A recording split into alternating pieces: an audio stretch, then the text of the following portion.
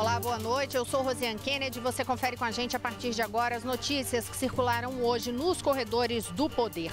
A principal notícia de poder foi a decisão do governo federal de fazer intervenção. O governo decretou intervenção no estado do Rio de Janeiro e afirma que assim será possível restabelecer, reestruturar a segurança no estado.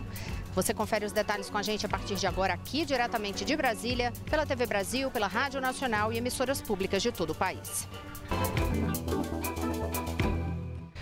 O presidente da República, Michel Temer, assinou hoje o decreto de intervenção federal no Rio de Janeiro diante da grave crise de segurança que o estado enfrenta. A gente lembra todos os casos de violência que têm sido citados o tempo inteiro, inclusive os episódios mais recentes no período do Carnaval, quando inclusive o governador do estado do Rio de Janeiro, Luiz Fernando Pezão, ressaltou que realmente houve falha, que o estado não estava preparado para a segurança naquele momento em relação à estrutura que seria de fato necessária. Hoje, o presidente assinou esse decreto depois de ter tido reuniões, inclusive com Luiz Fernando Pezão e também com os representantes da área de segurança do governo federal, a exemplo do ministro da Defesa, Raul Jungmann, do general Sérgio Etgoyen, entre outros integrantes. Ontem houve uma reunião, que você acompanhou aqui com a gente, uma reunião no Rio de Janeiro ao longo do dia, justamente para discutir que tipo de medida seria necessária para conseguir contornar todo esse problema que existe no estado do Rio de Janeiro, que vem se arrastando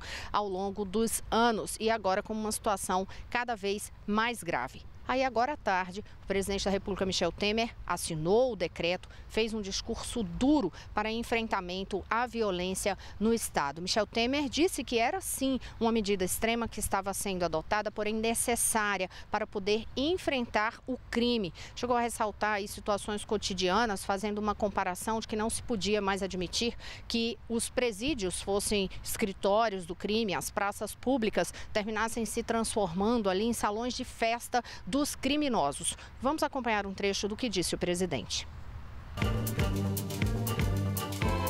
O governo dará respostas duras, firmes e adotará todas as providências necessárias para enfrentar e derrotar o crime organizado e as quadrilhas.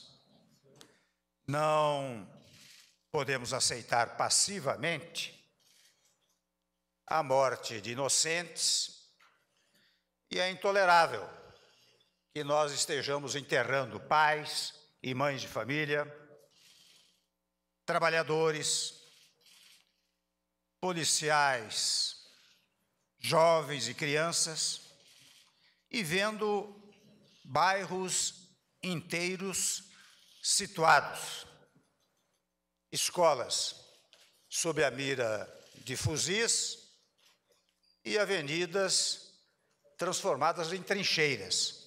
É o que mais se alardeia, o que mais se divulga no presente momento. Por isso, chega, basta.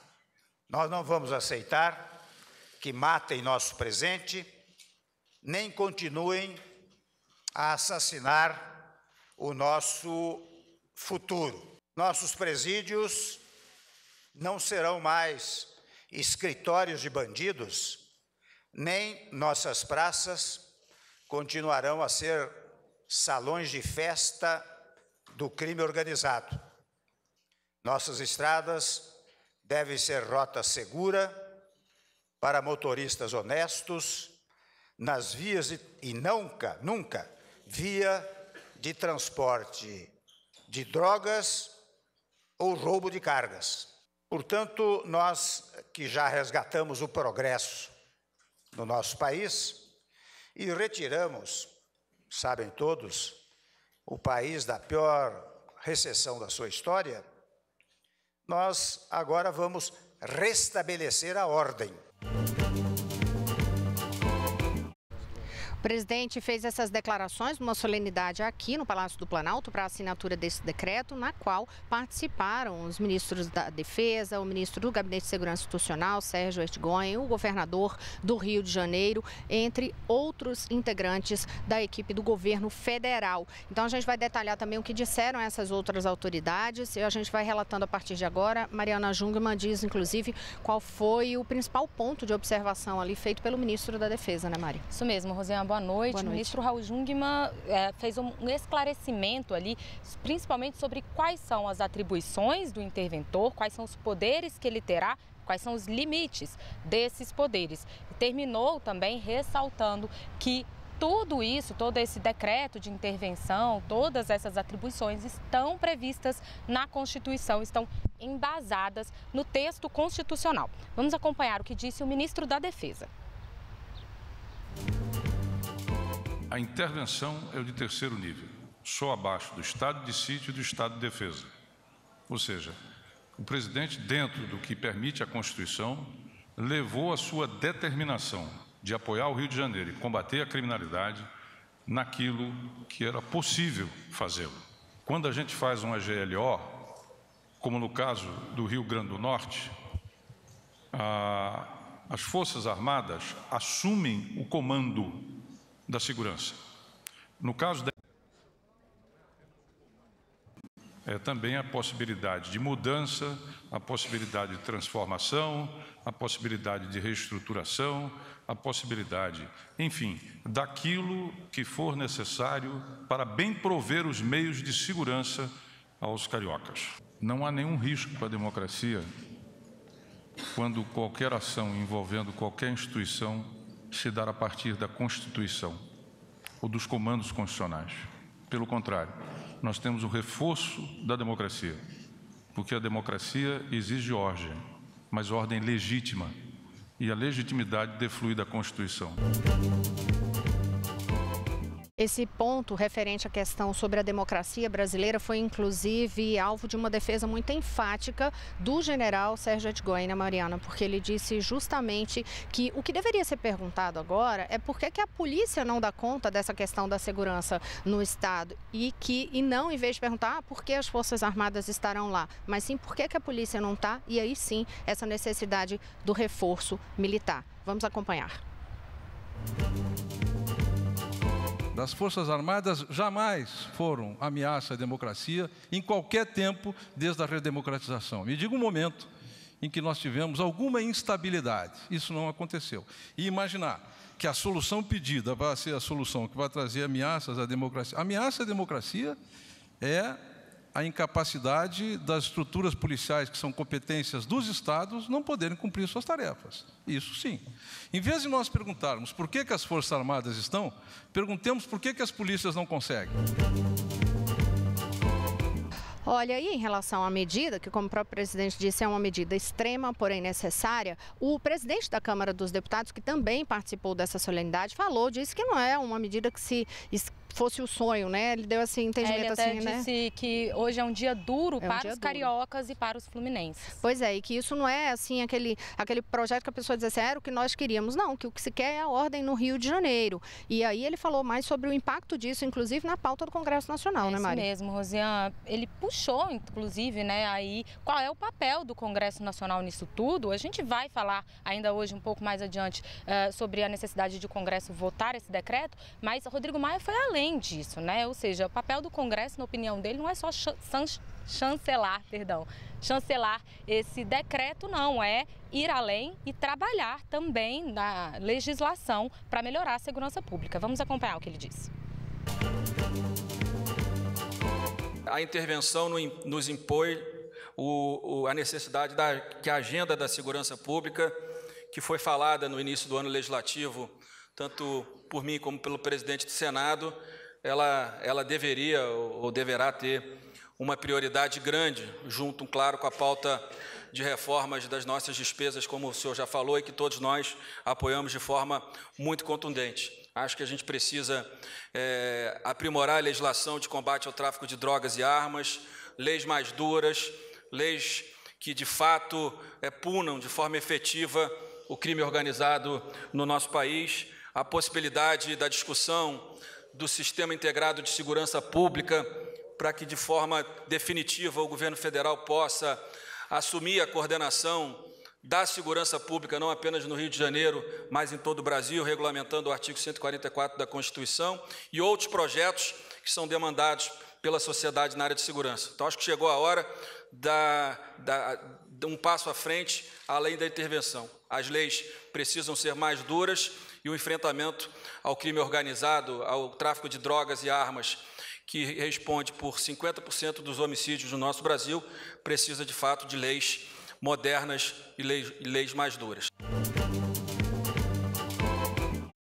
Tá, então, Rodrigo Maia, que inclusive já recebeu o texto do decreto lá na Câmara dos Deputados, porque o decreto foi publicado em edição extra do Diário Oficial hoje e já foi encaminhado à Câmara dos Deputados. Vamos então acompanhar aí, saber direitinho quais são os principais pontos desse decreto que, entre outras coisas, estabelece então quais são os limites dessa intervenção federal na segurança pública do Rio de Janeiro.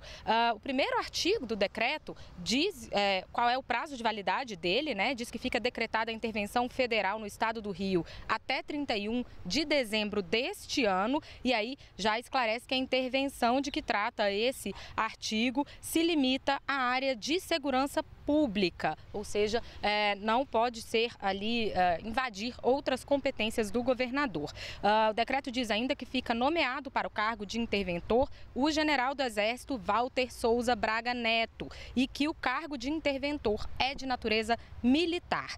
O artigo 3º do decreto também diz que o interventor fica subordinado ao presidente da República e que ele poderá requisitar, se necessário, os recursos financeiros, tecnológicos, estruturais e humanos do estado do Rio de Janeiro. O decreto diz ainda que o interventor exercerá o controle operacional de todos os órgãos estaduais de segurança pública previstos no artigo 144 da Constituição e no título 5º da Constituição do Estado do Rio de Janeiro, Rosiane. E aí a gente lembra que isso inclui, então, não apenas as polícias militar e civil do estado, mas também, por exemplo, o Corpo de Bombeiros e o sistema carcerário do estado do Rio de Janeiro também.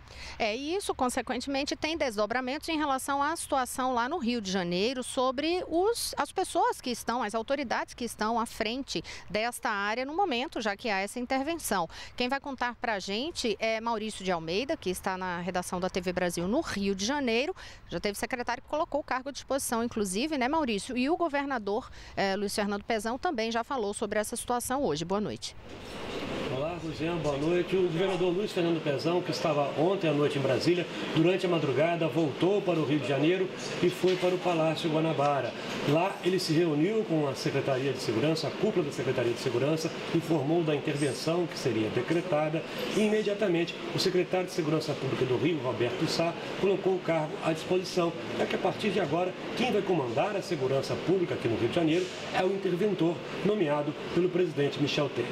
A crise na segurança do Rio se agravou principalmente durante o Carnaval, com diversos assaltos no Rio de Janeiro, casos de violência que ganharam grande repercussão na mídia. Quando acabou o Carnaval, o governador Pezão, que não estava na capital, disse que houve uma falha no planejamento para combater a violência durante o Carnaval.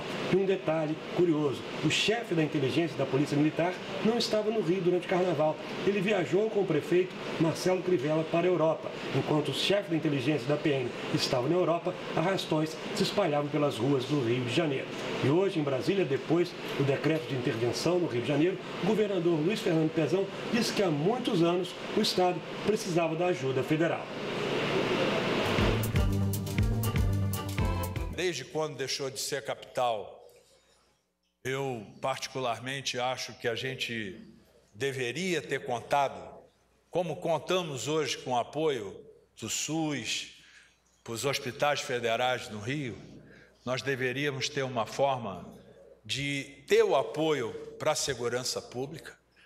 Tudo que está aqui saiu de dentro da cidade do Rio de Janeiro, essa perda de capital, o Rio de Janeiro paga um preço por uma ocupação desordenada, muito forte, e só a nossa área de segurança, a gente viu ao longo do tempo, não dá vazão crime organizado que existe no Rio, a briga de facções. Nos últimos 10 anos, as Forças Armadas foram chamadas para atuar aqui no Rio de Janeiro durante 12 vezes. Em grandes eventos, como na visita do Papa, nos Jogos Olímpicos e na Copa do Mundo, e também diretamente no combate ao crime organizado, em ocupações no Complexo do Alemão, no Complexo da Maré e recentemente na Rocinha. Em todas as vezes, assim que as Forças Armadas deixaram essas comunidades, o crime voltou a atuar normalmente. Ou seja, não funcionou. Agora tem uma diferença. Dessa vez, as Forças Armadas vão comandar todo o processo, já que nos outros casos elas ficavam obedecendo às ordens do governo do Estado. Vamos torcer para dessa vez tudo funcionar. Rosiana. Obrigada, Maurício de Almeida. No próximo bloco, você confere com a gente o perfil do general Braga Neto, que assume o papel de interventor aí no Rio de Janeiro. Daqui a pouquinho eu volto já.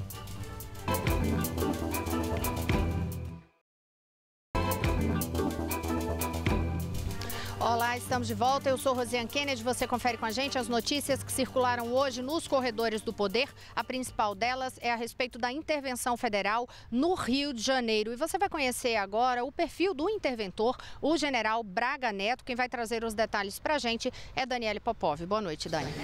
Oi, Rosiane. Boa noite para você. Natural de Belo Horizonte, Minas Gerais, o general Walter Souza Braga Neto está à frente do Comando Militar do Leste do Rio de Janeiro, que é responsável por coordenar, controlar e executar as atividades administrativas e logísticas do Exército Brasileiro nos estados do Rio de Janeiro, Minas Gerais e Espírito Santo.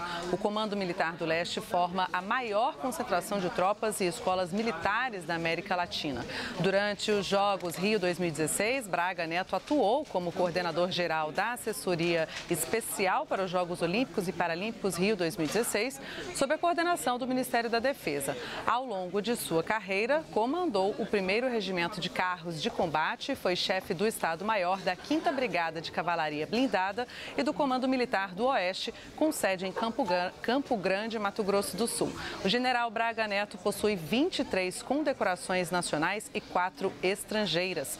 Hoje, na entrevista coletiva aí no Palácio do Planalto, o general Braga Neto disse que havia acabado de receber a missão como interventor, que vai entrar agora na fase de planejamento, estudos e conversas para fortalecer o sistema de segurança do Rio de Janeiro. Vamos ouvir então um trechinho da fala dele. Só vai haver uma maior integração. Nós vamos procurar colocar todos numa maior integração.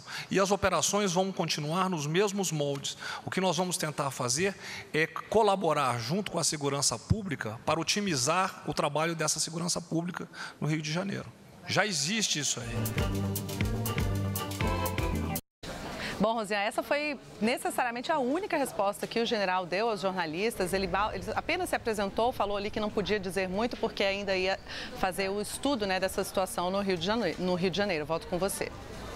Obrigada, Daniele Popov. A gente segue falando deste assunto e Mariana Jungmann vai explicar para a gente agora o procedimento, porque esse decreto precisa ser votado no Congresso Nacional, né, Mari? Isso mesmo, Rosiane. Como eu disse, inclusive, no primeiro bloco, o decreto já está na Câmara dos Deputados. O presidente Rodrigo Maia, da Câmara dos Deputados, já marcou a primeira votação dele na Câmara para o dia 19, né, para a próxima segunda-feira à noite, e é uma votação pode ser simbólica e ele, para ser aprovado, é maioria simples no plenário da Câmara dos Deputados. Então, aí, nesse caso, o desafio mesmo vai ser conseguir o quórum, né? Mas aí, depois disso, ele segue para o Senado, onde também precisa ser aprovado por maioria simples em votação simbólica, Rosiane. Esse decreto não precisa passar por comissões, vai direto ao plenário das duas casas, né? E hoje, o presidente do Senado, Eunício Oliveira, disse que vai procurar um relator no Senado que seja favorável ao decreto. E hoje a gente ouviu várias manifestações favoráveis a esse decreto, a base governista bastante alinhada em relação a isso, na oposição. Porém, houve manifestação contrária a isso. Eu vou citar aqui alguns exemplos. O líder do Partido dos Trabalhadores, o deputado Paulo Pimenta, por exemplo, ele fez uma análise de que nada pode ser votado e discutido durante essa intervenção federal no estado do Rio Rio de Janeiro. Por que ele está falando isso? Porque, de fato, não pode ser feita alteração na Constituição Federal, isso está prevista na Constituição, e esse calendário com a intervenção federal no Rio, portanto, altera aquela agenda referente à reforma da Previdência. A gente vai falar mais sobre esse impacto na reforma da Previdência daqui a pouquinho com o Vitor Ribeiro, mas Paulo Pimenta fez a leitura de que nem mesmo o debate sobre a PEC da Previdência pode ocorrer durante esta validade do decreto de intervenção federal no Rio de Janeiro. A deputada Jandira Fegali, que é do PCdoB do Rio de Janeiro, ela também criticou essa medida do governo. Ela disse que isso é uma forma de governo tentar mudar de assunto, fugir da impopularidade da reforma da Previdência e aí tentar tocar um outro assunto, que é a questão da segurança pública, sobre a qual ela também fez críticas em relação à atuação do governo federal no caso. E em relação ao líder do PSOL, o deputado Ivan Valente, que é da bancada de São Paulo, ele também fez críticas duras em relação a isso. Ivan Valente chegou a afirmar, estou procurando a nota dele aqui, ele chegou a fazer uma afirmação de que o partido não concorda e que o governo tenta usar a intervenção como chantagem, com uma tentativa de tirar do seu colo o problema de não ter conseguido os votos suficientes para a aprovação da reforma da Previdência. Portanto, o tom especificamente adotado pela oposição foi todo fazendo esse vínculo em relação à reforma da Previdência. E por que isso? Justamente por essa determinação constitucional de que, num momento de intervenção federal, numa das unidades da federação, não é possível fazer alteração na Constituição, ou seja, não é possível votar uma proposta de emenda constitucional. O presidente da República, Michel Temer, já deixou claro hoje que, havendo um andamento ali no Congresso Nacional de articulação da base, esse decreto pode ser revogado para essa votação e depois voltar a ter validade. Quem vai explicar para a gente é Vitor Ribeiro, da Rádio Nacional, hoje participando com a gente por aqui. Boa noite. Oi, boa noite, Rosiane. Boa noite para você que está em casa.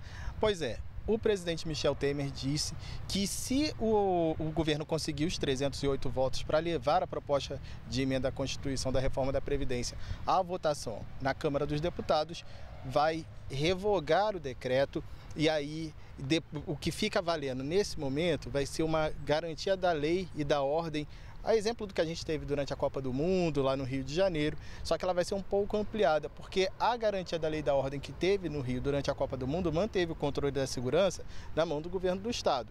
Dessa vez, o controle vai continuar na mão dos militares. Vamos ver o que disse o presidente Michel Temer hoje à tarde aqui no Palácio do Planalto. Eu registro que ajustamos ontem à noite, com uma participação muito expressiva do presidente Rodrigo Maia e do presidente Eunício Oliveira, a continuidade da tramitação da reforma da Previdência, que é uma medida também extremamente importante para o futuro do país. Quando ela estiver para ser votada, e naturalmente isto, segundo a avaliação das casas legislativas, eu farei cessar a intervenção. Pois é, agora lá na Câmara, a agenda está desse jeito. Na segunda-feira, às 7 horas da noite, está marcada uma sessão para votar o decreto que faz a intervenção lá no Rio de Janeiro. E aí esse decreto deve ser votado no Senado, talvez já na terça-feira de manhã. E na terça e na quarta-feira a Câmara vai votar medidas provisórias. E aí na quinta-feira votar acordos internacionais, portanto, reforma da Previdência, que estava prevista para ser discutida e talvez até votada semana que vem lá na Câmara dos Deputados, vai ficar para a semana que vem, Rosiane. E isso, claro, se o governo conseguir ter os 308 votos, que até agora, é o que tudo indica, ainda não tem.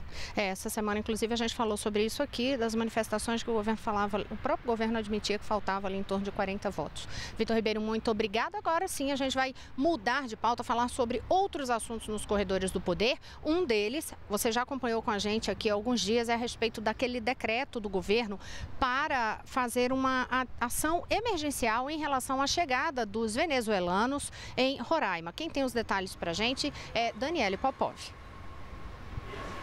Bom, o texto ressalta que as medidas, Rosiane, são para acolhimento a pessoas em situação de vulnerabilidade decorrente de fluxo migratório provocado por crise humanitária na Venezuela.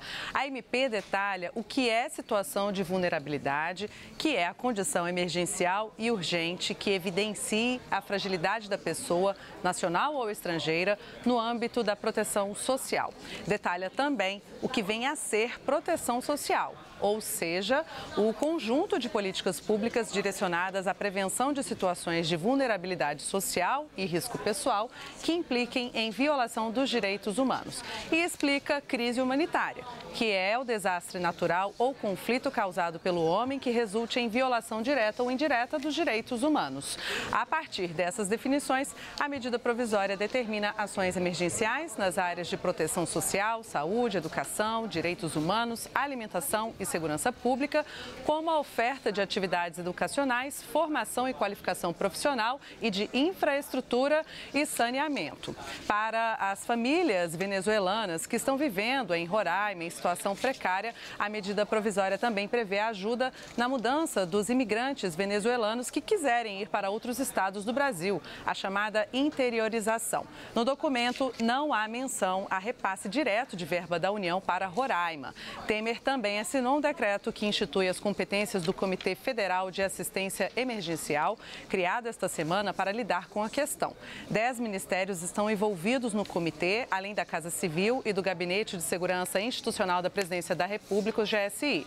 E nós estamos falando toda essa semana sobre esse tema, né, Rosiane? É importante lembrar que diariamente imigrantes venezuelanos ingressam no Brasil pela fronteira com Roraima. A Prefeitura de Boa Vista estima que cerca de 40 mil pessoas tenham entrado na cidade. Rosiane. Uma semana, inclusive, você vai conferir detalhes com a gente sobre uma campanha que vai ser feita para vacinação desses venezuelanos em relação ao sarampo. Outras notícias você confere daqui a pouco no Repórter Brasil. Boa noite a todos. Boa noite, Mariana. Boa noite. A gente te espera na segunda-feira. E segunda-feira tem programação nova na TV Brasil. Confira com a gente nos Corredores do Poder no mesmo horário, no entanto. A gente continua no mesmo horário.